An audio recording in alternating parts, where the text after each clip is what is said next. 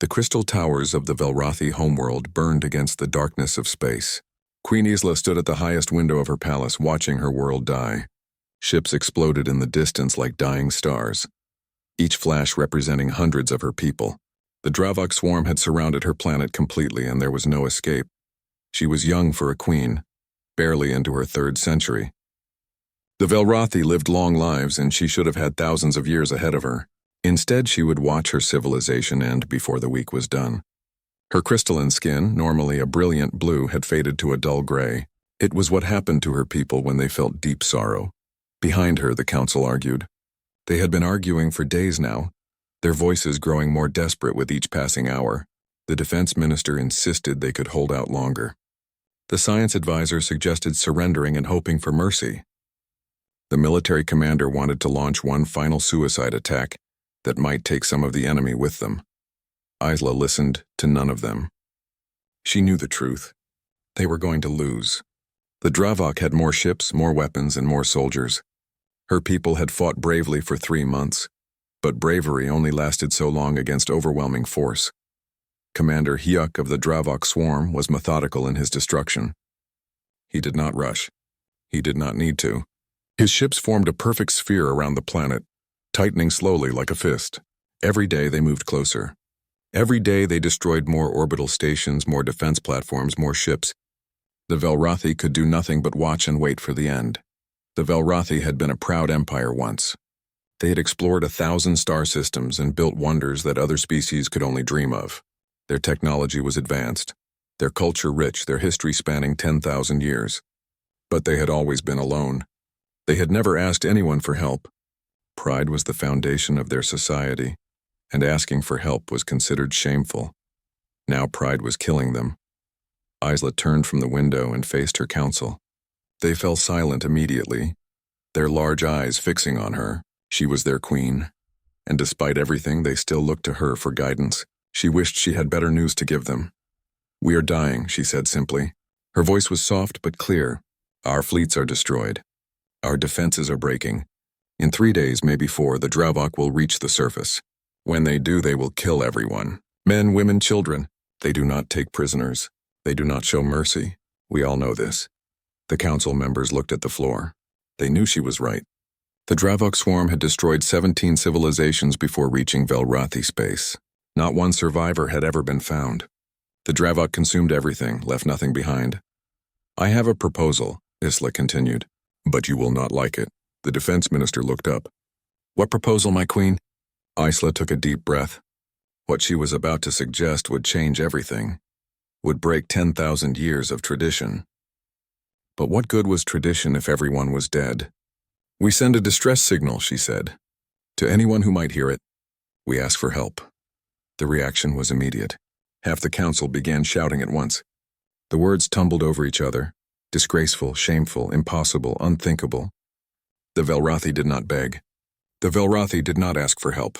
It was not their way. Isla let them shout. She waited until they ran out of breath, then spoke again. "Would you rather die with your pride intact?" she asked quietly. "Is tradition worth more than the lives of our children?"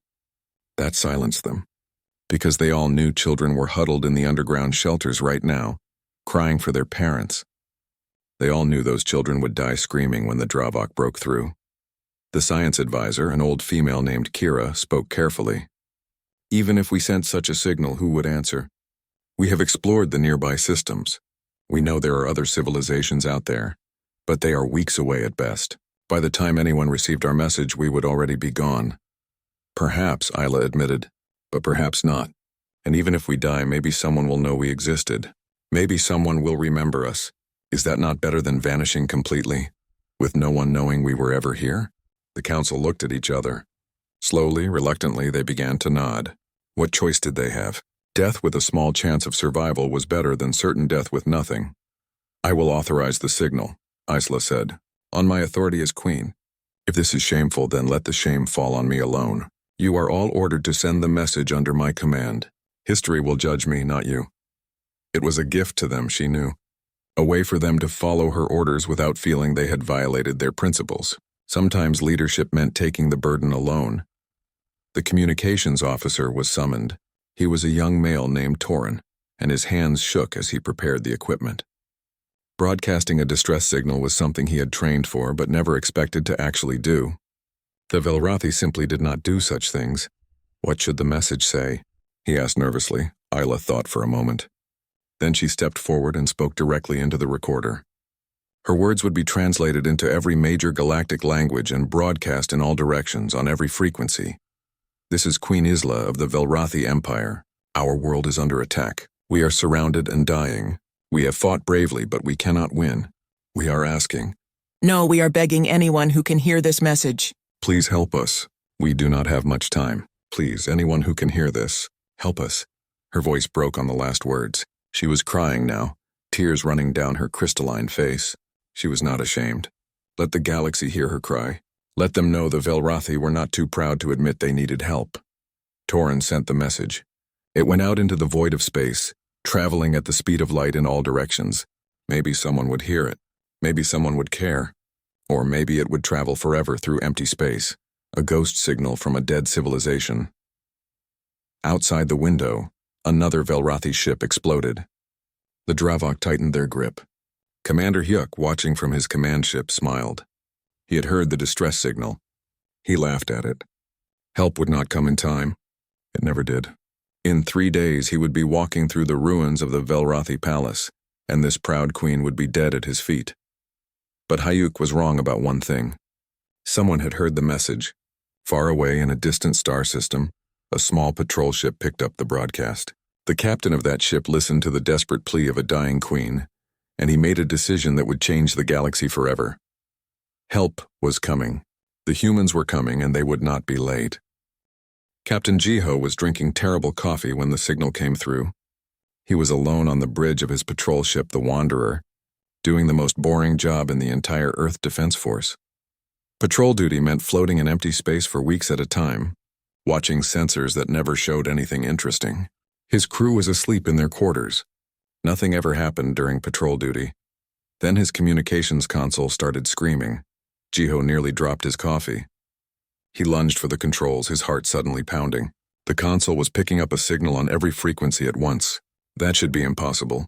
That meant someone was broadcasting with desperate urgency, wanting to be heard by anyone and everyone. He routed the signal through his translator and listened. A female voice, alien but somehow familiar, spoke through waves of static. The translation was rough, but the meaning was clear enough. Someone was dying. Someone was begging for help. Someone was running out of time. Jiho listened to the entire message 3 times. Then he turned to his communications officer and told her to wake everyone up. This was bigger than a simple patrol ship could handle. This needed to go straight to Earth Command immediately. The message reached Earth 12 hours later. Admiral Deho read the translated transcript in his office, high above Earth in the orbital defense station. He was an old man, gray-haired and tired. He had fought in the colonial wars 20 years ago, back when humanity was still figuring out how to travel between stars. He had seen enough death to last several lifetimes, but he had never seen a message like this before. He called an emergency meeting of the Defense Council. Within 2 hours, the most important people in Earth's military were gathered around a table, listening to the recorded plea of Queen Isla. The room was silent when it finished playing. "Where is this Velrathi homeworld?" asked General Yuna, the head of fleet operations. 6 weeks away at maximum slip space velocity, Admiral Deho answered. "Maybe 5 weeks if we push the engines past safety limits. And how long ago was this message sent?" 3 days. It took time to reach us, then time to translate and relay to Earth Command. General Yuna shook her head slowly. "Then they are probably already dead. If they said they had 3 or 4 days left and we are 6 weeks away, probably," Deho agreed, "but not certainly. Maybe they held out longer than expected. Maybe they found a way to survive a bit longer. We do not know." "So what are you proposing?" asked the defense minister, a woman named Hana. "That we send ships on a 6-week journey to rescue people who are probably already dead?" "Yes," Deho said simply. "That is exactly what I am proposing." The room erupted in argument. It was not a matter of not wanting to help. Everyone in the room would have liked to save the Velrathi. But Earth's military was not unlimited. Ships cost resources. Fuel cost money. Crews had families. Sending the fleet on a 6-week journey to a war zone meant those ships could not defend Earth if something happened here. Lieutenant Mina sat quietly in the corner, listening. She was young, barely 25 years old, and she had no business being in this meeting. But she was the one who had translated Queen Isla's message. She was the one who had cleaned up the static and made the words clear. She had heard the desperation in that alien voice, had felt the weight of an entire civilization begging for someone to care. She could not stay quiet any longer. "Excuse me," she said. Her voice was soft, and at first no one heard her. She tried again, louder. "Excuse me, sir." Admiral Deho looked at her. "Yes, Lieutenant?" Mina stood up, her hands shaking slightly. "I translated that message. I heard every word of it. That queen is not just asking for help. She is begging. She is crying. Her entire species is dying. And she sent that message knowing that no one might answer, knowing that she was probably wasting her last moments of life on a desperate hope." "We understand that, Lieutenant," General Yuna said, not unkindly. "But understanding someone's pain does not mean we can fix it." "No, ma'am," Mina agreed. "But it means we should try. What makes us human? What separates us from the Dravok swarm that is killing the Velrathi? They destroy civilizations. We save them. That is who we are supposed to be." The room was quiet again. Several council members looked uncomfortable. Mina pressed on, knowing she was probably ending her career but not caring. The Velrathi said they were alone. That they never asked for help before. They broke their own cultural taboos to send that message because they were desperate. And if we do not answer, what does that teach them? What does that teach the galaxy? That humans only help when it is convenient? That we only care when it does not cost us anything? And if we send our fleet and they are already dead? Defense Minister Hana asked quietly. What then? We will have wasted 6 weeks and risked our people for nothing. Then at least we tried, Mina said. And maybe next time when someone else is dying, they will remember that humanity answered the call. Even if we were too late, even if it cost us something, we answered. Admiral Deho studied the young lieutenant for a long moment. Then he looked around the table at the other council members. She is right, he said finally. Lieutenant Mina is absolutely right. If we do not answer this call, then what are we? Just another species that only cares about itself. The fleet is not ready for a major deployment, General Yuna objected. We would need time to prepare, to gather supplies, to organize the ships. How much time? Deho asked. 2 days, maybe 3. You have 1 day, Deho said firmly. I am authorizing immediate deployment of the 3rd Expeditionary Fleet. 47 ships. We leave in 24 hours. The council erupted in argument again, but Deho raised his hand for silence. This is not a debate. This is an order. I am the Supreme Commander of Earth's Defense Forces, and I am ordering this deployment. If anyone wants to argue with me, you can file a complaint with the civilian government. But the fleet leaves tomorrow whether you like it or not. He stood up, the meeting clearly over. As the others filed out, still arguing, Mina remained seated. Deho walked over to her. That was either very brave or very stupid, Lieutenant, he said. I know, sir. I'm sorry. Do not be sorry. You spoke the truth. The uncomfortable truth that everyone needed to hear. He paused, then smiled slightly. How would you like a promotion? I need a chief communications officer for this mission. Someone who understands the language and can talk to the Velrathi if they are still alive. Mina stared at him in shock. Sir, I am not qualified. You are the most qualified person we have. You know their language. You understand their culture. And more importantly, you care about saving them. That matters more than rank or experience. He held out his hand. So what do you say? Want to come with us and try to save some aliens? Mina did not hesitate. She shook his hand firmly. Yes, sir. I do. 24 hours later, the 3rd Expeditionary Fleet left Earth orbit. 47 ships in tight formation, led by the flagship Indomitable Spirit with Captain Jiho in command. Admiral Deho watched from the orbital station as they entered slipspace and vanished. 6 weeks to the Velrathi homeworld. 6 weeks to find out if they would be rescuers or mourners. 6 weeks to prove that humanity was worth something in the vast, cold galaxy. On the bridge of the Indomitable Spirit, Jiho looked at his crew. They were young, most of them. Scared but determined. They all knew the odds. They all knew they might be flying toward their deaths to save people who were already dead. But they went anyway. Because that was what humans did. They answered the call, even when it was hard, even when it was dangerous, even when there was no reward. They answered the call because someone needed help, and that was enough. The fleet raced through slipspace, pushing their engines as hard as they dared. In the Velrathi system, Commander Hyuk continued his siege, unaware that 47 human ships were coming for him. And on her dying world, Queen Ela waited in her broken palace, not knowing that somewhere in the darkness help was finally on the way. The palace was burning. Queen Isla could smell the smoke even in her sealed chamber, could feel the heat through the walls.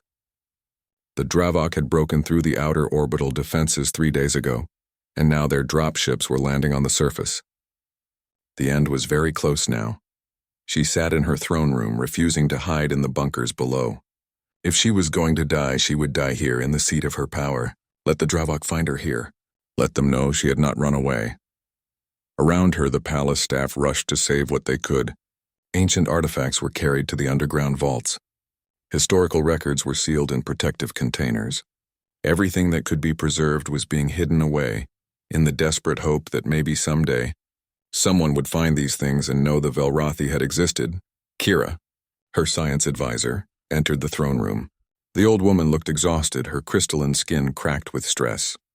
"My queen, we must move you to the bunkers. The Dravok are only 5 kilometers from the palace." "I know," Isla said calmly. "I can hear the explosions. Then you understand we need to leave, now." "No, Kira, I am staying here." "My queen, please. Your people need you. If you die, who will lead the survivors?" "What survivors?" Isla asked, her voice bitter. "Look around you, Kira. The Dravok do not leave survivors. Every world they have conquered, every civilization they have destroyed, not one person was left alive. We will all die. The only question is when." Kira sat down heavily on the steps leading to the throne. She looked like she might cry. "I am old, my queen. I have lived a good life. But you are young. You should have centuries ahead of you. It is not fair." "No," Isla agreed. "It is not fair. But when has life ever been fair?" Outside, something massive exploded. The entire palace shook.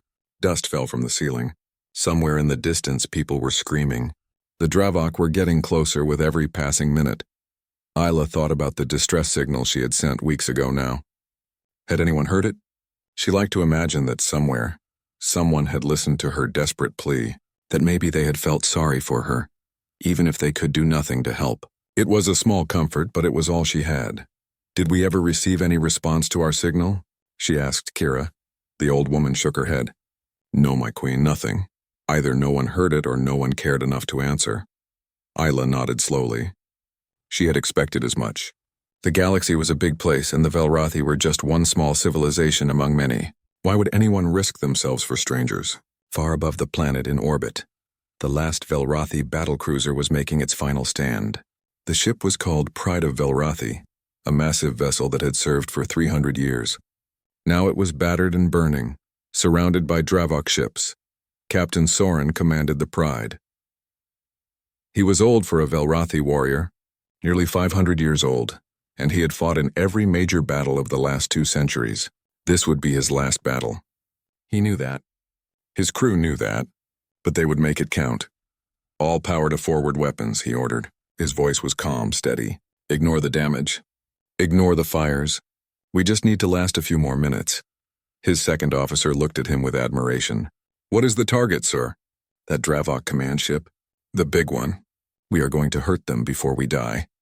The Pride turned, its engines screaming as it charged directly at the largest Dravok vessel. Every weapon fired at once. Missiles, lasers, plasma cannons, everything the ship had left. The Dravok command ship's shields flickered and failed. Explosions tore through its hull, but there were too many enemies. The Dravok swarmed over the Pride like insects, tearing it apart piece by piece. Soren watched his crew die around him. He watched his ship break apart. And with his last breath, he activated the self-destruct, ensuring that the Pride would take at least some of the enemy with it. The explosion lit up the night sky on the surface. Isla saw it from her palace window. She knew what it meant. The last of her fleet was gone. Now there was nothing between the Dravok and her people except time, and not much time at that. She stood and walked to her private chambers. There she sat at her desk and began to record a message. Not a distress signal this time. Something else. A final record of her people. "My name is Queen Isla of the Velrathi Empire. If you are hearing this, then my people are dead. We were not a perfect civilization. We made mistakes. We were sometimes too proud, too isolated. But we were good people. We created beautiful art, we wrote poetry. We loved our children.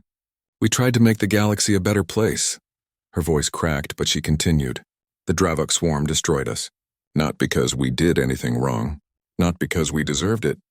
Simply because they could. They are monsters, and they will destroy others after us. Someone must stop them. Someone must make sure no other civilization suffers as we have. She paused, wiping away tears. I sent a distress signal weeks ago. No one answered. I understand. We were strangers to you. Why should you care? But I pray that someday someone will care. Someone will stand against the darkness. Someone will say no more, not for us. It is too late for us. But for the next victims, and the ones after that. Isla finished the recording and sealed it in a secure container. She programmed it to broadcast automatically if the palace computers detected her death. Her final message to the universe sent from the grave. In space, the human fleet was racing toward the Velrothi system as fast as their engines could push them. Captain Jiho stood on the bridge of the Indomitable Spirit, staring at the star charts. They were still 3 days away. 3 days that felt like forever. Lieutenant Mina was monitoring all frequencies, desperately searching for any new signals from the Velrothi. For days now, there had been nothing. The last transmission had been a brief military communication about evacuating civilians to underground bunkers. Since then, silence. What if we are too late? Mina asked quietly. She was speaking to herself, but Jiho heard her. Then we are too late, he said gently. But we will still go. We will still see what we can do. Maybe there are survivors. Maybe we can help the wounded. Maybe we can give them a proper burial. Something, anything. It does not seem like enough. It never is, Jiho agreed. But it is what we have. Behind them, Engineer Bora was working frantically to squeeze more speed from the engines. She was a genius, everyone knew that, but even genius had limits. The engines were already pushed past safety specifications. Push them any harder and they might explode. Give me anything you can, Jiho had told her. Any extra speed at all. Bora had nodded and gotten to work. If anyone could make the impossible happen, it was her. On the Velrothi homeworld, the Dravok dropships landed in the capital city. Commander Hayuk himself came down with his personal guard. He wanted to see the palace destroyed with his own eyes. He wanted to watch this proud queen die. His soldiers moved through the streets, killing everyone they found. The Velrothi tried to fight, but it was hopeless. They were civilians with hunting weapons facing trained warriors with military equipment. It was not a battle. It was a massacre. Isla heard the sounds of fighting growing closer. The palace guards had formed a defensive line at the main entrance. They would die there, she knew. All of them would die. But they would die fighting, and that was something. She returned to her throne and sat down, composing herself. She would not let the Dravok see her afraid. She would not give them that satisfaction. When they came for her, she would be sitting here, calm and regal, a queen to the very end. The sound of weapons fire was very loud now. The palace guards were fighting hard, but they were being pushed back. Any minute now, the Dravok would break through. Any minute now, it would all be over. Isla closed her eyes and thought of her people, all the millions who had already died. The children in the bunkers who would die soon. The history and culture and art that would be lost forever. She thought of the message she had sent into the void. The desperate plea that no one had answered. She hoped whoever heard it someday would forgive her for bothering them. She hoped they would understand how desperate she had been, how much she had wanted to save her people. The throne room doors burst open. Dravok soldiers poured in, weapons raised. Behind them came Commander Hyuk, smiling coldly. He looked at Isla sitting calmly on her throne, and his smile widened. How touching, he said. A queen waiting for death with dignity. I almost admire it. Isla stared at him with contempt. You are a monster. History will remember you as nothing but a killer of innocence. History is written by the survivors, Hyuk said, and you will not survive to write anything. He raised his weapon, aiming it directly at Isla's heart. She did not look away. She would face death with her eyes open. But in space, 3 days away, the human fleet was coming. Admiral Deho had joined them, bringing 20 more ships that had been trailing behind. The humans pushed their engines harder, racing against time itself. They would not arrive in time to save Queen Isla, but they would arrive in time to save her people, and they would make Commander Hayuk regret ever attacking the Velrothi. The human fleet dropped out of slip space at the edge of the Velrothi system, like a hammer falling from the sky. 67 ships materialized in perfect formation. their engines glowing bright in the darkness. On the bridge of the indomitable Spirit, Captain Jiho stared at the tactical display and felt his heart sink. They were looking at a graveyard. The Velrothi orbital defenses were destroyed. Debris fields marked where stations had once orbited. Broken ships drifted everywhere, some still burning, others dark and cold. The planet below was covered in smoke, fires visible even from space. It looked like the end of the world. "Are there any life signs?" Jiho asked quietly. Lieutenant Mina worked her console frantically, scanning every frequency. "I am picking up signals from the surface. Underground bunkers, I think. But they are weak, very weak. So someone is still alive down there?" "Yes, sir. But not many. And not for long if we do not help them." On the far side of the planet, the Dravok fleet hung in orbit like vultures. Their sensors immediately detected the human arrival. Commander Hayuk, now back on his command ship after personally leading the ground assault, studied the new arrivals with interest. "What are they?" he asked his sensor officer. "Unknown species, Commander. The database has no record of them. Ships are small, but there are many of them. Should we engage?" Hugh considered. 67 ships was not insignificant, but his fleet numbered over 300 vessels. He had overwhelming numerical superiority. These newcomers, whoever they were, would be destroyed easily if they interfered. "Send them a warning," he ordered. "Tell them the Velrothi are ours. If they leave now, we will let them go. If they interfere, we will destroy them too." The warning reached the human fleet moments later. Jiho listened to it, his face expressionless. Then he turned to his communications officer. "Lieutenant Mina, can you reach the surface? Can you contact any surviving Velrothi?" "I will try, sir." Mina adjusted her frequencies, broadcasting on every channel the Velrothi had used before. "This is Lieutenant Mina of the United Earth Defense Force. We received your distress signal. We are here to help. Is anyone receiving this transmission?" Static, long, awful seconds of static.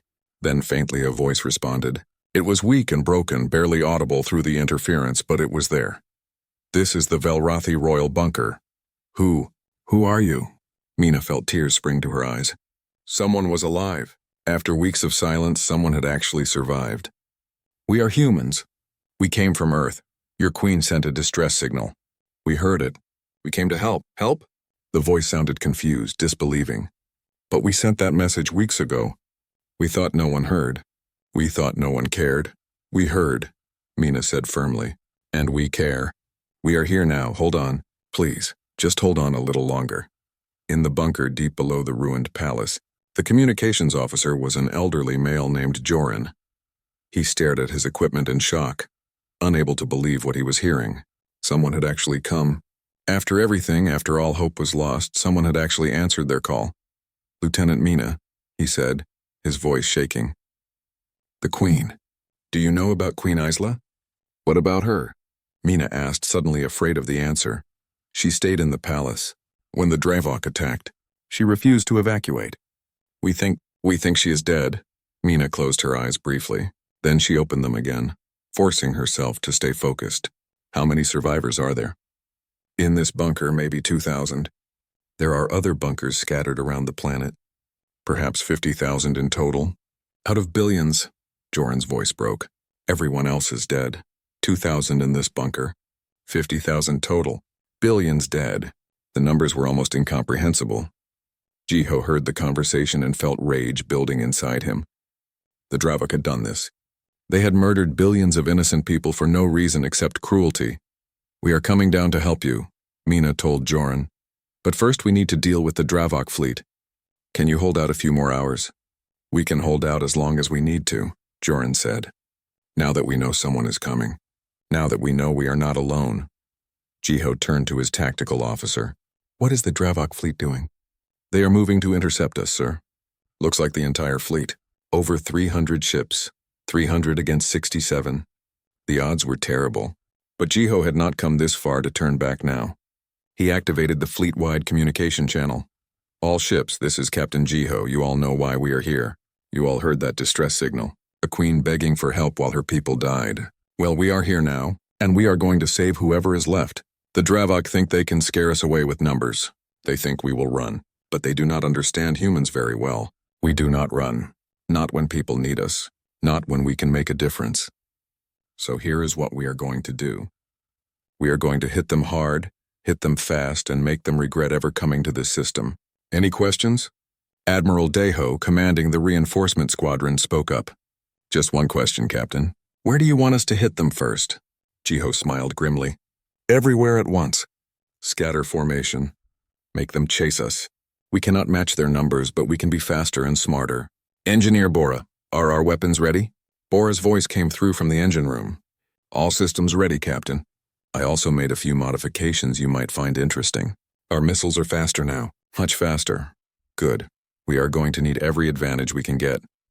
The human fleet split into multiple smaller groups, each heading in a different direction.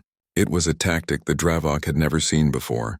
Most species fought in tight formations, trying to combine their firepower, but the humans scattered like leaves in the wind, forcing the Dravok to split their forces to chase them.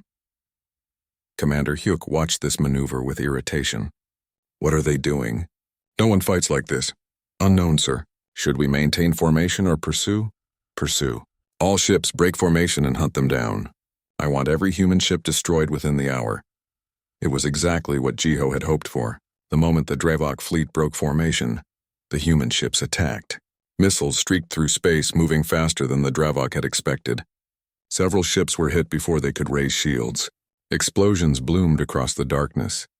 Jiho watched the tactical display as his ships danced between the enemy vessels. All ships, remember your training. Hit and run. Do not stay in one place. Keep them guessing. Keep them angry. One group of human ships, led by a young captain named Hanul, performed an especially daring maneuver. They dove straight through the Dravok formation, firing in all directions, then vanished into the debris field before the enemy could respond. 3 Dravok ships exploded in their wake. Commander Hyuk was no longer irritated.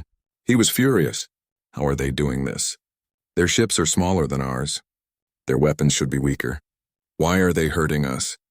His tactical officer had no answer. The humans fought like nothing they had encountered before. They were aggressive, unpredictable, and somehow managing to inflict serious damage despite being outnumbered. But numbers still mattered. For every Dravok ship the humans destroyed, they had 5 more to replace it. Slowly, the humans began taking losses too. A destroyer took a direct hit and exploded. A cruiser's engines failed and it went drifting into space.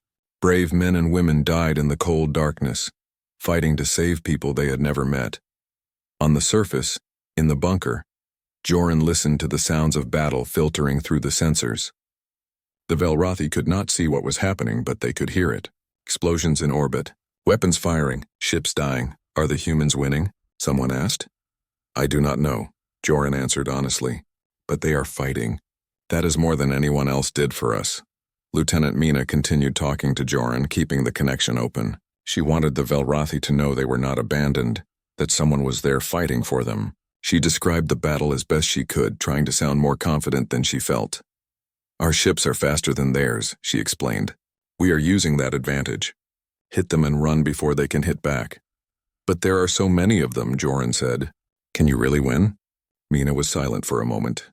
Then she said quietly, I do not know if we can win, but I know we are going to try. Your queen asked for help. She begged someone to care.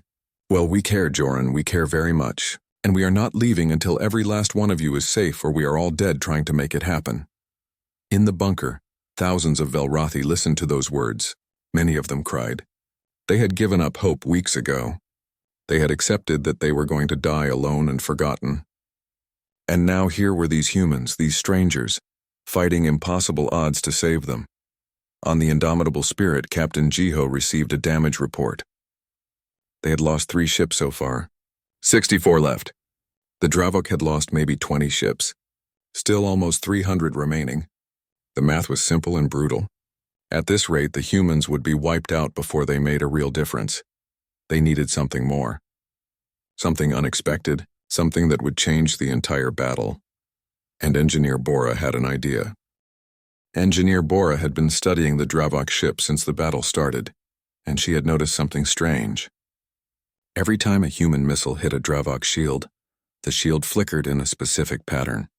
It was subtle, almost invisible, but it was there, a weakness in their shield harmonics. She ran the calculations 3 times to be sure, then contacted Captain Jiho on the bridge. Captain, I found something. The Dravok shields have a vulnerability. Jiho's voice was tense. They had just lost another ship. What kind of vulnerability? Their shields pulse at a specific frequency to distribute impact energy. If we time our weapons to hit during the pulse, we can punch through with half the power. Maybe less. Can you modify our weapons to do that? I already did, Bora said. She had not waited for permission. There was no time for bureaucracy in the middle of a battle. Sending the updates to all ships now. But there is more. If I am right about how their shields work, the Velrathi should be able to exploit the same weakness. Their weapons operate on similar principles to ours. Jiho understood immediately. Lieutenant Mina, open a channel to the surface. We need to talk to the Velrathi. Mina connected to the bunker where Joran was waiting. Joran, do you have any weapons left? Anything that can reach orbit? A few planetary defense cannons survived, but they are useless. We tried firing at the Dravok ships and the shields absorbed everything. Not anymore, Mina said. We found a way through their shields. Our engineer is sending you the technical specifications now. If you can modify your weapons to match this frequency, you can hurt them. There was a pause. Then Joran's voice came back, filled with something the Velrathi had not felt in weeks. Hope. We have scientists here, engineers, give us the data. We will make it work. Bora transmitted everything she had learned about the Dravok shields. In bunkers across the planet, Velrathi engineers received the information and got to work. They had been helpless for so long, watching their world burn. Now finally they could fight back. It took 20 minutes for the Velrathi to modify their remaining weapons. 20 long minutes while the battle in orbit continued. The humans lost 2 more ships. 58 remained. But they kept fighting, kept dancing between enemy vessels, refusing to give up. Then from the surface, a massive energy beam lanced into space. It struck a Dravok cruiser directly, passing through its shields like they were not even there. The ship exploded in a brilliant flash. The Velrathi had landed their first blow in weeks. More beams followed. The Velrathi might have been beaten down, might have lost almost everything, but they still had some fight left in them. Underground cannons that had been silent for days roared back to life. Every shot found its mark. Every shot penetrated shields that had seemed invincible before. Commander Hyuk watched in shock as his ships began exploding. What is happening? How are they doing this? His tactical officer worked frantically to understand. The humans somehow figured out our shield frequency. They are sharing the information with the Velrathi. Change the frequency. Modify the shields! We cannot, sir. Not quickly. The entire fleet would need to dock and undergo maintenance. That would take hours. Hyuk slammed his fist on his console. These humans were not just fighting bravely. They were fighting smart.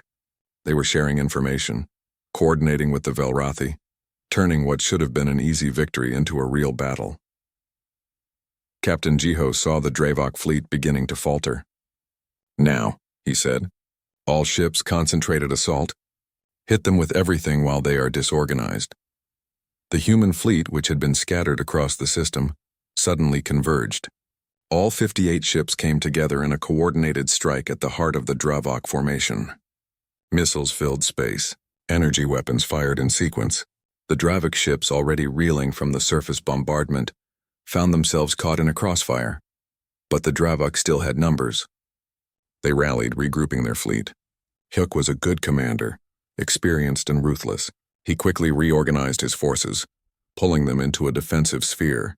If the humans wanted to hurt him, they would have to come into range of his massed guns. Jiho saw the trap forming. If they charged in, the Dravok would tear them apart. But if they held back, the Dravok would have time to adapt, to fix their shields or develop new tactics. Admiral Daho's voice came through the command channel. Captain Jiho, we need a new strategy. We have hurt them, but they are adapting. We need something they will not expect. Before Jiho could respond, something unexpected happened. A small vessel emerged from the debris field near the planet. It was a Velrathi ship, battered and barely functional but still moving. Behind it came another and another. Survivors from the destroyed Velrathi fleet, ships that had been hiding in the debris, too damaged to fight but too stubborn to die. Joran's voice came through the communication channel.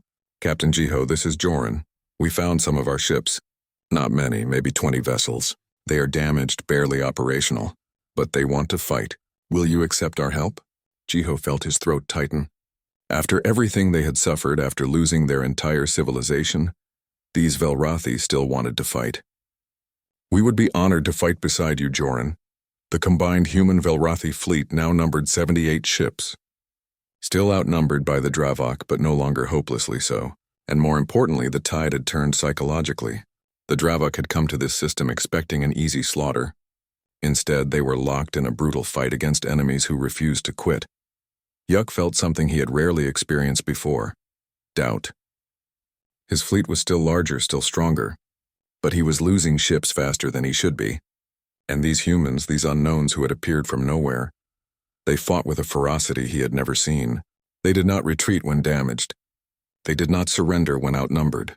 They just kept coming, kept attacking, kept making him pay for every meter of space. A captain named Soman, commanding one of the Velrothi survivors, contacted Jiho. "Captain, my weapons are nearly depleted. I have one more good shot left. Tell me where to use it." Jiho studied the tactical display. The Dravok command ship sat at the center of their formation, protected by layers of escorts. It was the most heavily shielded vessel in the enemy fleet. But if they could take it out, the Dravok would lose coordination. "The command ship," Jiho said. "But it is suicide. You would have to fly directly through their formation." "Good," Soman said simply. "My crew is already dead. I am the only one left on this ship. I would rather die fighting than drift here uselessly." "Captain Soman, it has been an honor fighting beside humans." "Captain Jiho, tell my people I died well." Before Jiho could respond, Soman's ship accelerated, racing toward the Dravok formation. The enemy ships opened fire immediately, but Soman weaved between them with desperate skill. His shields failed. His hull took damage, but he kept going, kept pushing forward toward the command ship. Commander Hayek saw the Velrothi ship coming and understood the intent. "Shoot it down. Shoot it down now." But Somin was too close, moving too fast. He crashed directly into the command ship's bridge, his remaining weapons detonating on impact. The explosion was massive, tearing through the Dravok flagship's armor. The ship did not explode completely, but it went dark, dead in space. Yuk survived barely, thrown across his command center by the impact. Emergency systems activated, but his ship was crippled. Without its command vessel, the Dravok fleet lost coordination. Ships began acting independently, some trying to retreat, others pressing the attack without support. "Now," Jiho shouted. "All ships full assault. Break them!" The human fleet charged forward, with the surviving Velrothi ships right beside them. They hit the disorganized Dravok formation like a hammer, tearing through the enemy lines. Ship after ship exploded. The Dravok tried to reform, tried to establish a new command structure, but they were too scattered, too confused. And from the surface, the Velrothi cannons continued firing, picking off any Dravok ship that strayed too close to the planet. The bombardment was relentless. The Dravok, who had seemed invincible hours ago, were now fighting for survival, but they were still dangerous. A group of Dravok cruisers targeted the Indomitable Spirit, Jiho's flagship. A dozen heavy weapons fired at once. The ship's shields held for a moment, then failed. Explosions tore through the hull. Alarms screamed across the bridge. "Damage report," Jiho called out, gripping his console as the ship shook. "Hull breach on decks 4 through 7. Engine power at 40%. Weapons offline. Can we fight?" "Not effectively, sir." "We need to fall back." Jiho looked at the tactical display. The battle was turning in their favor, but it was not won yet. If he pulled back now, the other ships might falter. They needed their flagship to stay in the fight. "Negative. We stay. Divert all non-essential power to engines. We can still ram them if nothing else." His crew stared at him. Then they smiled. If the captain was willing to die here, then so were they. They had come to save the Velrothi, and by all that was human, they would save them or die trying. Lieutenant Mina, still maintaining contact with the surface, spoke to Joran. "We are winning. Tell your people we are winning." Joran's voice was filled with tears. "They can see it. We have screens showing the battle. Everyone in the bunkers is watching. They are cheering. I have never heard cheering like this. Captain Jiho, they are calling you a hero. All of you. You are heroes to us." On the cripple. The battle had been raging for 6 hours now, and both sides were exhausted. The space around the Velrothi homeworld was thick with debris, and the frozen bodies of the dead. Human and Velrothi ships limped through the wreckage, damaged but still fighting. The Dravok fleet, once over 300 strong, was down to barely 100 ships, but those 100 ships were still dangerous. And Commander Hayek was not finished yet. His command ship was crippled, but he had transferred his flag to a heavy cruiser. From there, he watched the battle with cold fury. These humans had ruined everything. They had turned what should have been an easy conquest into a nightmare. Billions of Dravok resources spent, hundreds of ships lost, and for what? To fight for strangers they had never met? He could not understand it. It made no sense. No species was that selfless. No one fought this hard for people they did not know. Commander, his new tactical officer said nervously, the fleet is requesting permission to retreat. We have lost too many ships. If we stay, we might lose everything. Hayek considered. The smart move would be to retreat, regroup, and return with reinforcements. But intelligence suggested that more human ships might be coming. If word spread that the Dravok had been beaten back, other species might find courage to resist. This could not be allowed. No retreat, Hyuk said. We finish this. One final assault, every ship full power. We break through their lines and destroy the planet. If we cannot have it, no one can. The Dravok fleet gathered for a final push. Every remaining ship formed a tight wedge, all weapons pointed forward. It was a desperate tactic, but sometimes desperation was what won battles. They would punch through the human Velrathi lines, reach the planet, and bombard it until nothing lived. On the indomitable Spirit, Captain Jiho saw the Dravok formation assembling. He understood what was happening. This was it, the final moment. Win or lose, it would be decided in the next few minutes. All ships, he broadcast. The enemy is making their final attack. They want to reach the planet. We cannot let that happen. Every ship that can still fight, form up on me. We hold the line here, no matter what. Admiral Deho's ship moved to join him along with 20 other human vessels. The Velrathi survivors, now down to 12 ships, took positions beside them. 33 ships against nearly 100. The odds were terrible. Captain, Lieutenant Mina said quietly. If they break through, they will not break through, Jiho said firmly. Even if we have to ram them with our dead ships, they will not break through. On the surface, in the bunkers, 50,000 Velrathi watched to their screens. They saw the human ships forming a line between them and the Dravok. They saw these strangers, these humans they had never met before, preparing to die to protect them. Joran spoke softly into the communication channel. Captain Jiho, if this is the end, thank you for answering, for caring, for proving we were not alone. This is not the end, Jiho replied, but he was not sure he believed it. The Dravok fleet charged. 100 ships moving as one, weapons blazing. The space between them and the human line filled with fire and death. Missiles crossed the distance in seconds. Energy beams carved through the darkness.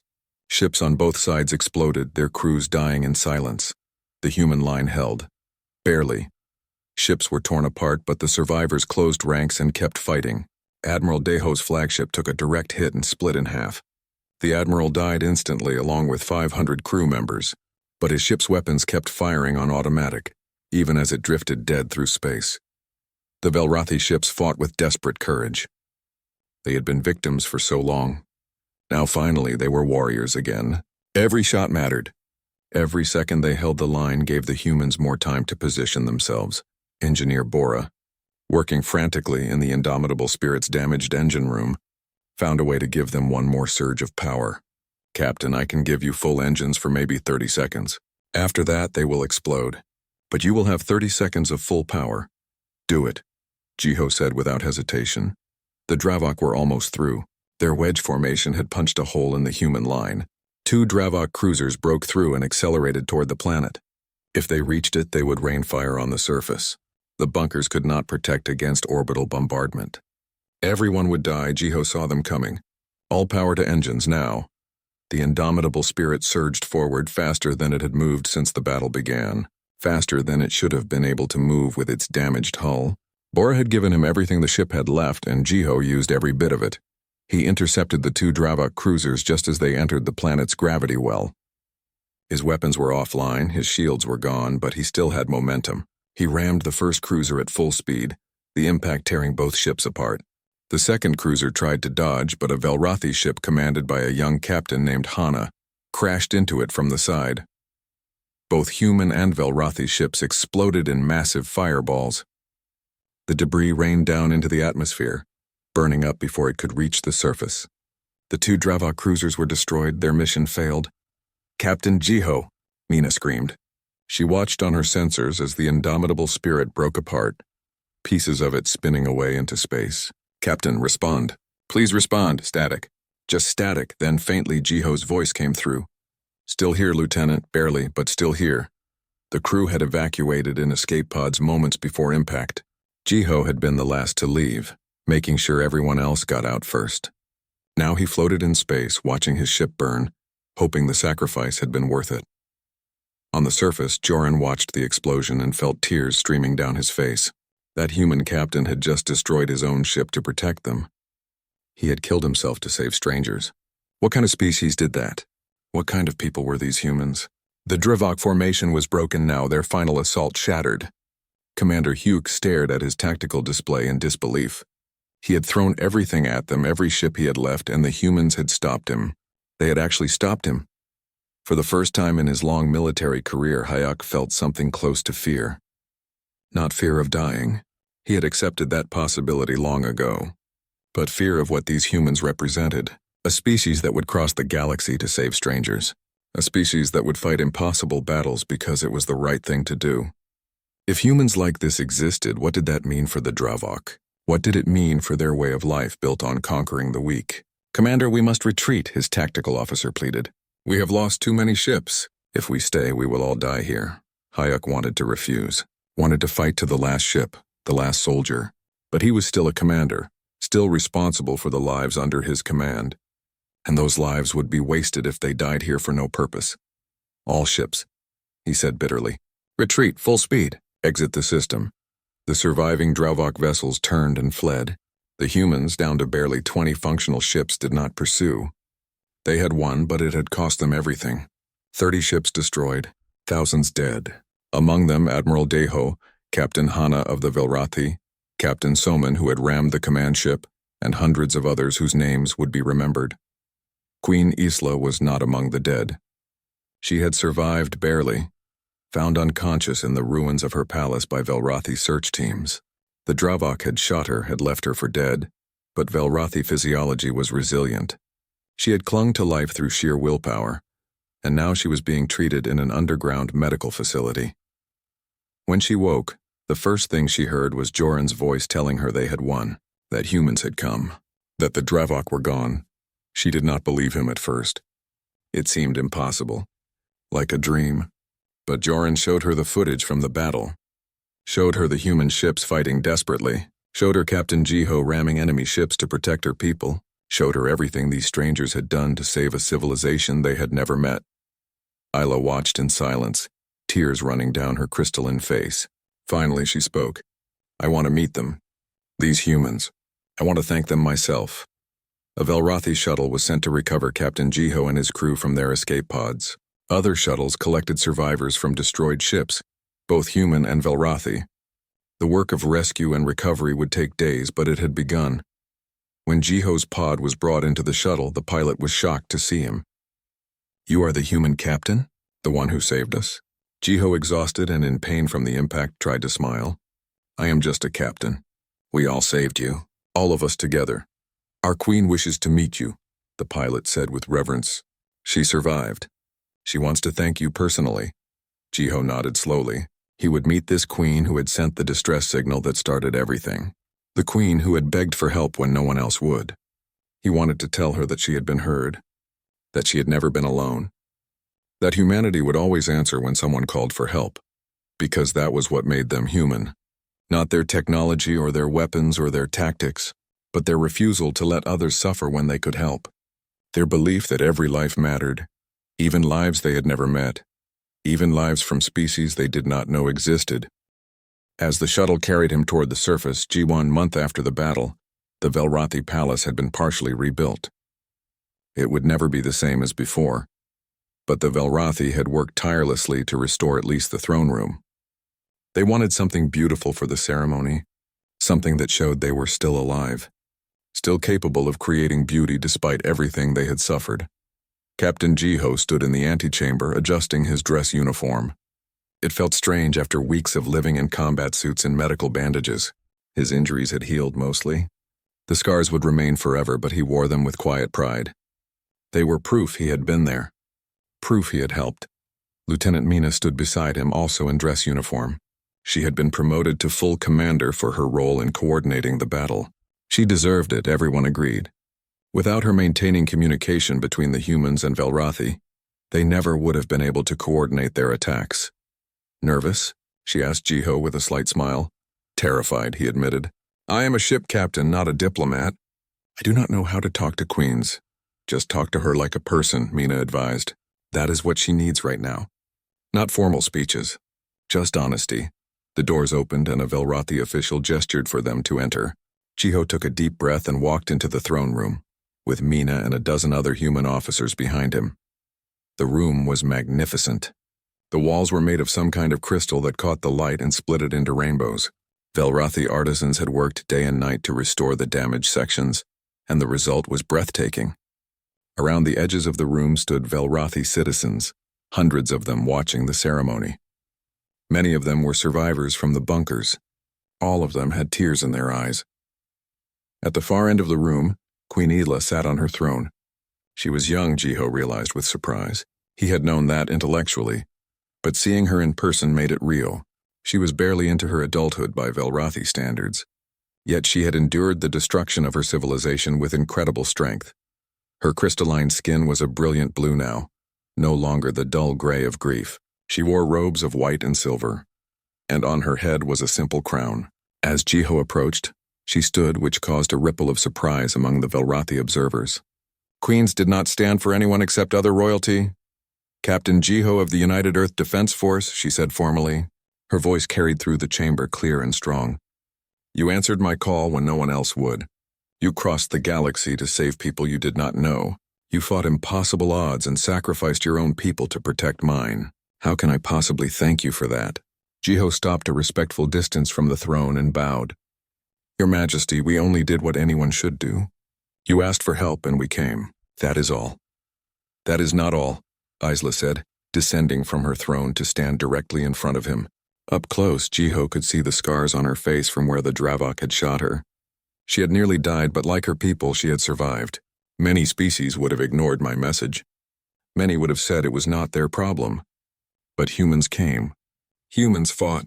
Humans died for us. I will never forget that. My people will never forget that. She gestured, and an official brought forward a document written on crystalline sheets. I am offering an eternal alliance between the Velrathi Empire and United Earth. Not a treaty that can be broken. Not an agreement that expires. An alliance that will last as long as both our species exist. We will share our technology, our knowledge, our resources. We will defend each other. We will stand together against the darkness. Jiho looked at the document, his throat tight. Your Majesty, we did not come here for rewards. We came because it was right. I know, Isla said softly. That is exactly why you deserve this alliance. Because you did not come for profit or power. You came because someone needed help. That is the foundation of any real friendship. Not what you can gain, but what you are willing to give.